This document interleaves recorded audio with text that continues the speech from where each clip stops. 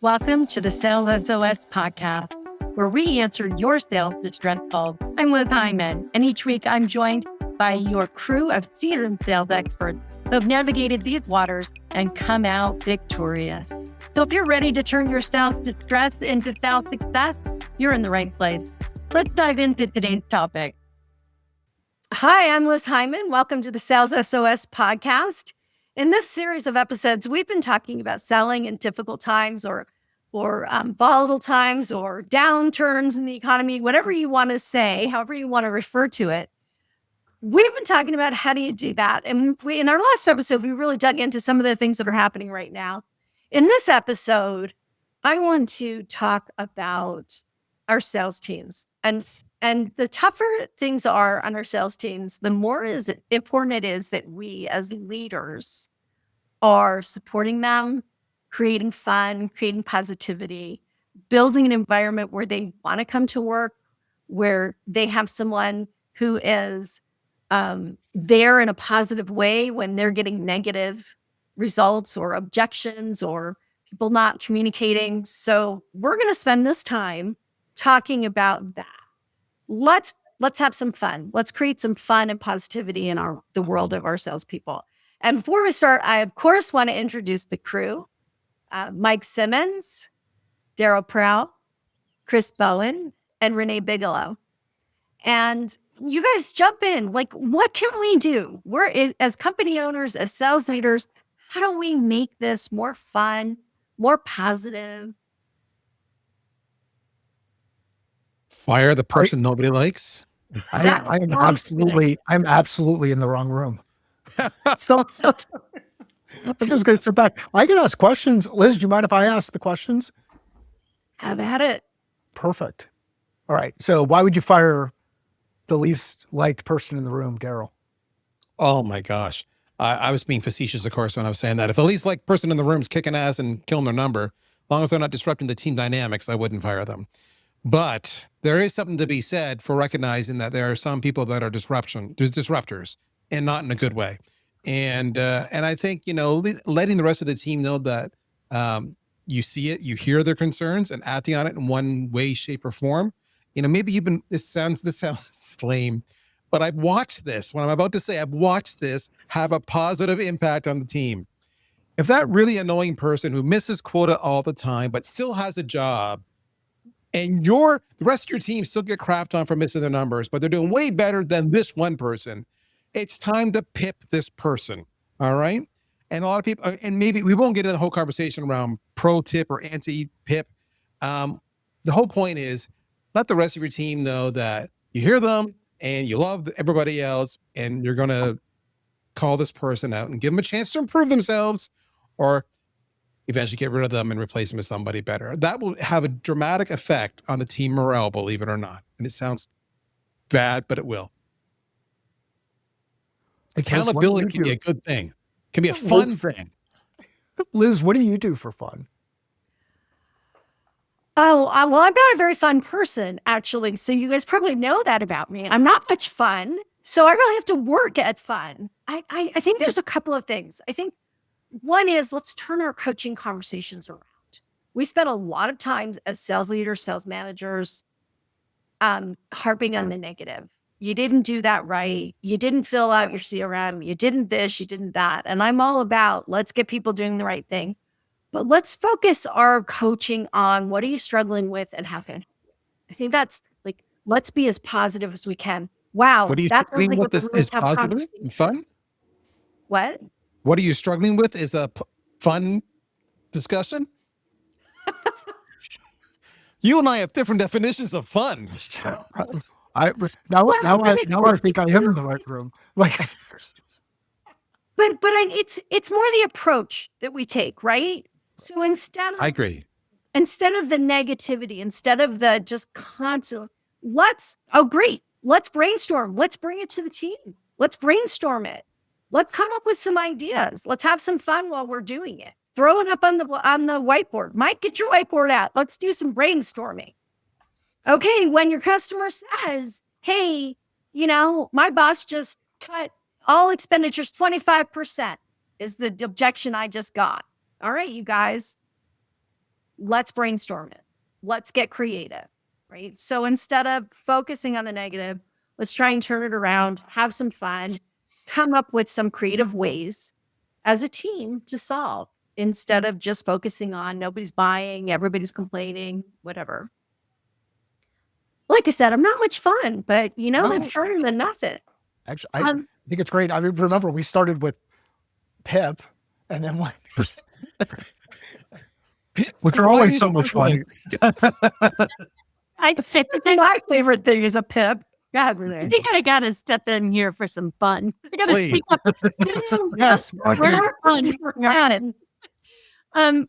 So I will say one thing that's really important to remember, whatever type of volatility that you're going through, at the end, most of the time, a team is far more bonded and tighter and works better together, and they feel like kind of the survivors. So you have a chance to create this incredible bond, and you can have them remember it around the negatives, or you can have them remember how they survived with silver linings, right? So a few things that I'll add in, culture really stands out. Like, really play up your culture, the culture you want to have, the values that you have.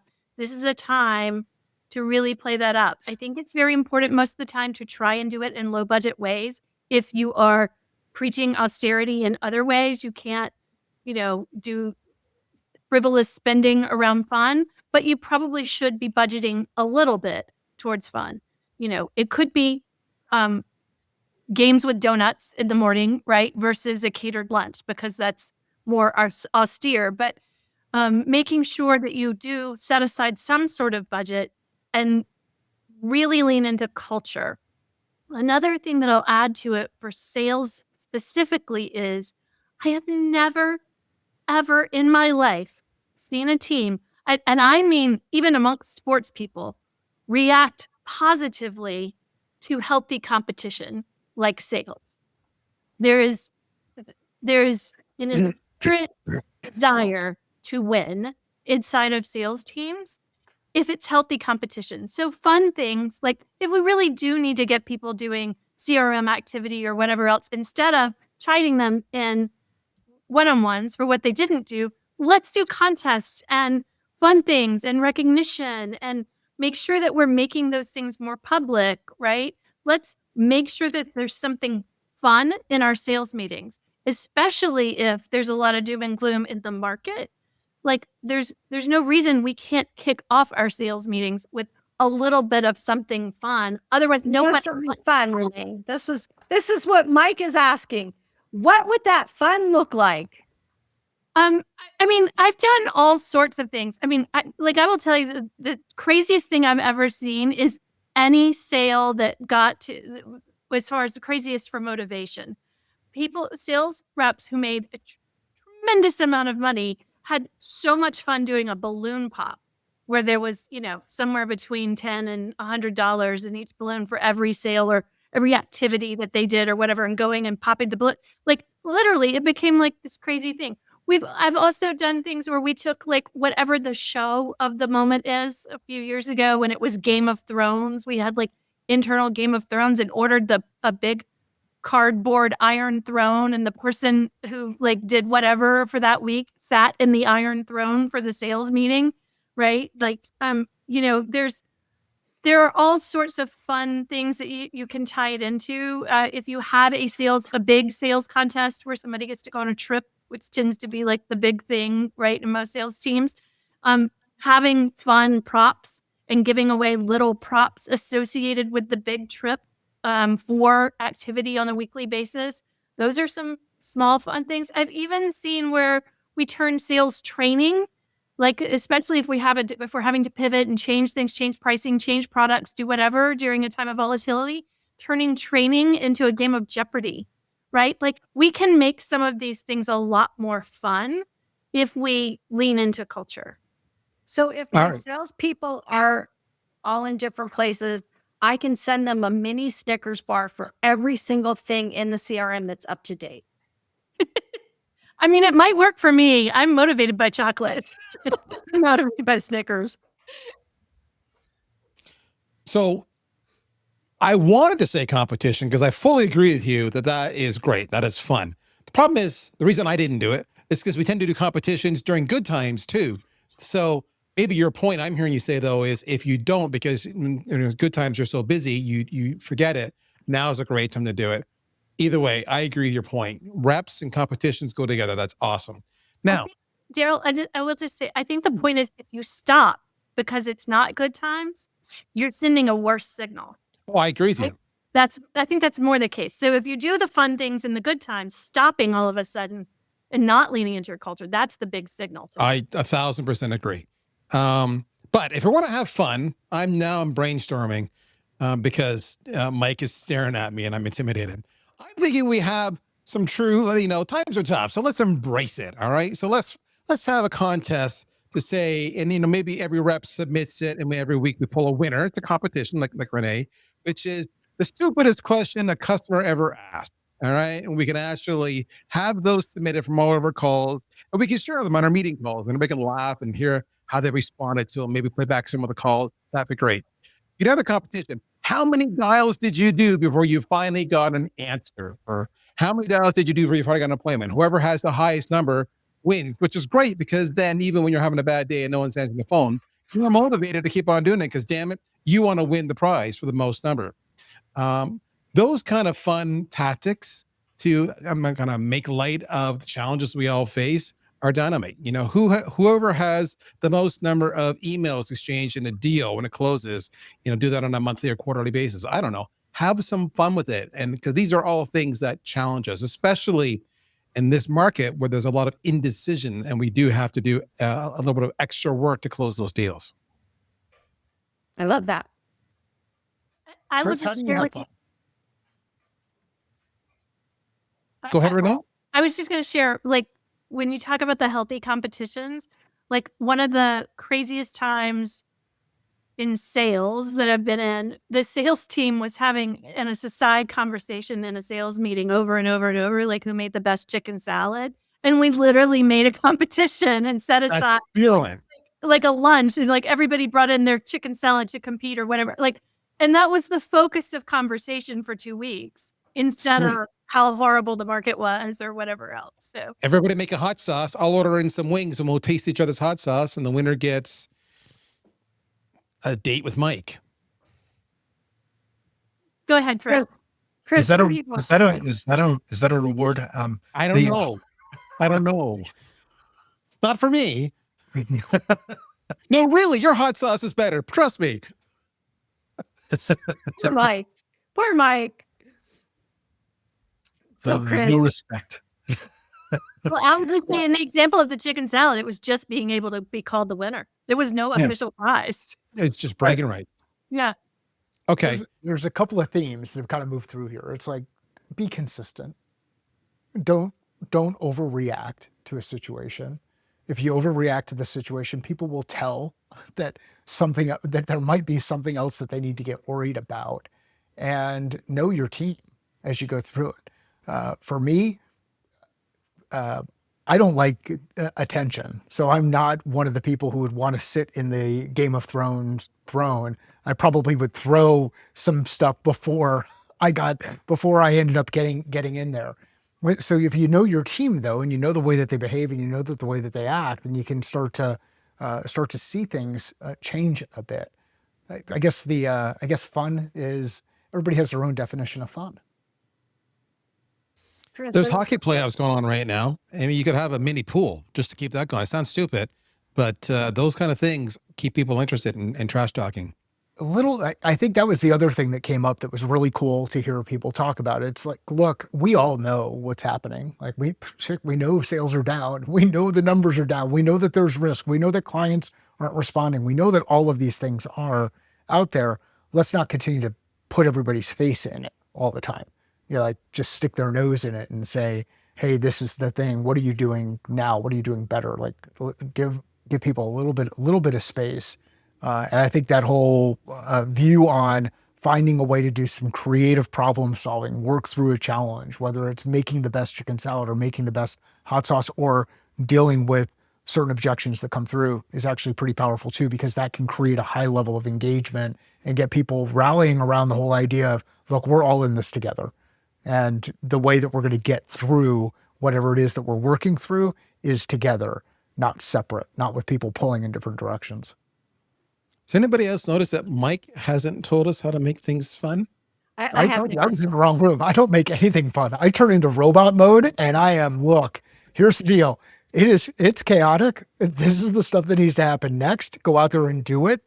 If you do it and it isn't working, then let's figure out why it isn't working. We have to change it. Like I'm not built for fun. But I will tell you, I mean, I'm not either, but I will tell you that I was with a client a couple of weeks ago and we did a strategy session with one of the salespeople. And he literally said, as we were walking out, this was really fun.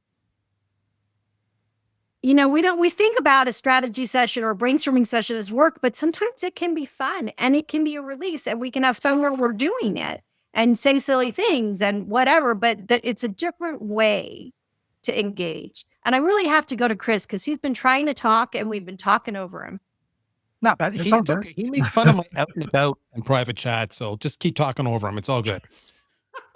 No boot. Yeah. No, I think you just have to be able to understand what's going on with your team, how they're going to react. Like you said, if it has to be austere, cut out the things that are going to be viewed by the rest of the company as extremely negative, right? Like, especially if you're having to do layoffs or anything along those lines. But you have to find ways of engaging your team where they're at. I've found, like I said, sometimes team lunches can do wonders to pull your teams together and things like that. It doesn't have to be super extravagant. It's showing that, hey, you're thinking about them and you're doing what you can, right? And not take they're still going to have their pressure on a day-to-day basis, as we all do. So you have to understand that I'm trying to make it as the best environment that I can, given where we're at, not where we wish we were. And if we can't do a team lunch together, like if we're not all physically in the same place, Yep. You can send donuts or you can send lunch and have it arrive, unless you're international, it might be harder, but DoorDash will deliver almost anywhere.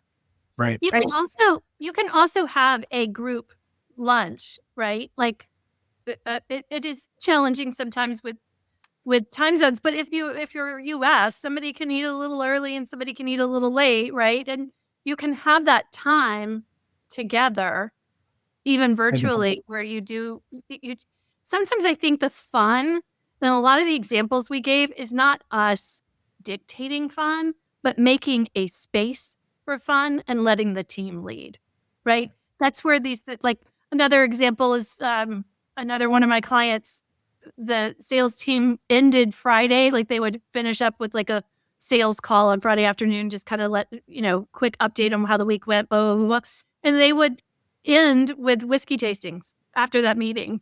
It was just essentially like 5:00 or almost 5:00 at that point. They did whiskey. Again, just make it a space to let the team lead in some of that fun too, and let people step up and into it because they can and will. And I don't know about you, but I've spent my whole life around salespeople. Literally, I grew up going to leader training sessions before I even knew what strategic selling was. And salespeople tend to be fun people. They may not all be fun, but there are fun salespeople in the room. Let them make the fun. Let them lead the fun because they will do it. If I were to recap a little bit on this topic of fun, what I heard us say is we open up talking about pip somebody, followed by having heart-to-hearts on why you're failing. Later on, we segue That's not what I said. You need to be robotic and no fun for you. And then we ended it by saying you need to drink a lot, whiskey preferred. That's what I heard out of this episode. Lots of eating. We're not in the same conversation, Aaron, Cheryl. Lots of eating. You can add the drinking.